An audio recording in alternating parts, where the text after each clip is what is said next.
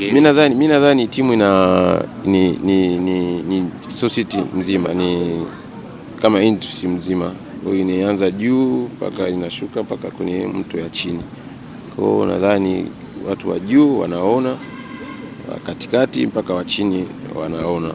Kwa hiyo kama namna yoyote hiyo lingine kwa kuwa wanaona, nadhani muda huu pia huwezi kufanya tena chochote. Kwa hiyo lazima tuendelee hivyo mpaka tutakapomaliza msimu. Ina maana unakubaliana na kwamba kwa sasa kichi ambacho kinaendelea katika klabu ya Dar es Salaam Young Africans, watu wakizungumza kwamba kuna upungufu kidogo kwa dirisha kubwa na dirisha dogo ambalo lilifanyika. Ina maana watu wavumilie na kusubiri dirisha kubwa, kuna kitu ambacho kitakuja pia?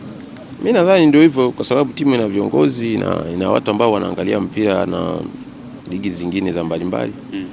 Kwa hiyo naamini